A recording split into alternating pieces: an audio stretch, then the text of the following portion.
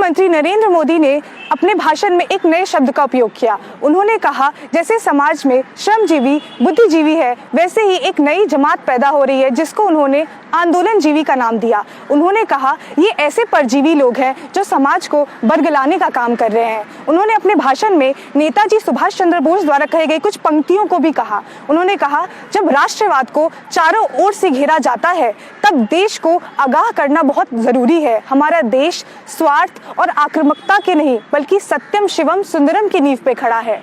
तो क्या प्रधानमंत्री ये कहना चाहते हैं जो देश आंदोलन करके बढ़ा है वो सब गलत है? क्या वो जितने भी आंदोलन इस देश में पहले हुए उन सबको गलत बताते हैं? क्या प्रधानमंत्री जी अपने विद्यार्थी जीवन कार्यकाल को भूल चुके हैं जब वो इस देश के बड़े आंदोलनकारी हुआ करते थे? तो क्या वो उन सब बातों को ये कहना चाह रहे कि वो सारी बातें समाज को बरगला रही थी आज तक? Hello and welcome to our channel the Hindustan gadget. जैसा कि आप सभी ने देखा, सोमवार को प्रधानमंत्री नरेंद्र मोदी ने एक लंबे अरसे के बाद कृषि बिल पे अपनी चुप्पी तोड़ी।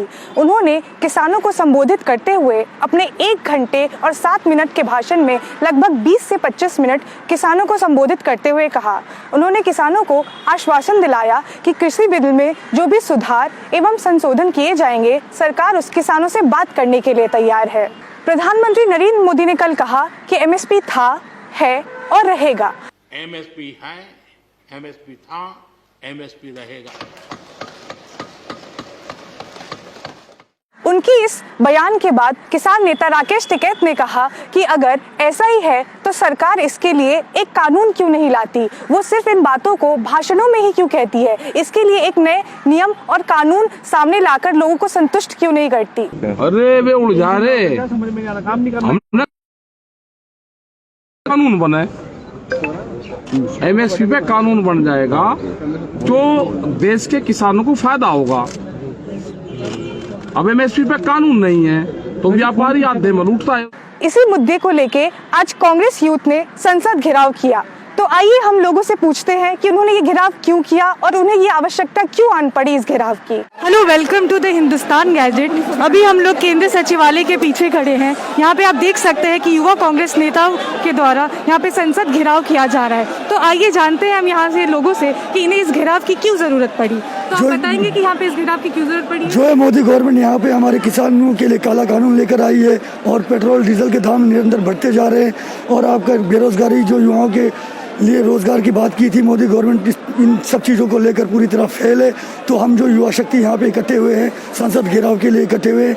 तो ये आपने आज की क्यों चुना? मतलब इस पूरे घेराव में सिर्फ किसान बिल नहीं है, उसके साथ साथ भ्रष्टाचार, महंगाई, वो सब इंक्लूडेड है? बिल्कुल जी, ये सब इंक्लूडेड है क्योंकि हम युवा सोच है। हम ये सोच को रखते हैं कि हमें ये ज़रूरत पड़ी कि मोदी गवर्नमेंट जो अपनी तानाशाही रवैया को अपना रही है, किसान बिल को लेकर, बेरोजगारी को लेकर, बढ़ते हुए अन्य चीज़ों के दामों को लेकर, तो हम पूरे हिमाचल यूथ कांग्रेस यहाँ पे इकट्ठे हुए हैं और पूरे देश के जो हमारे राष्ट्रीय नेतृत्व है उनके आदेशानुसार हम यहाँ पे संसद घेराव के लिए आए हैं।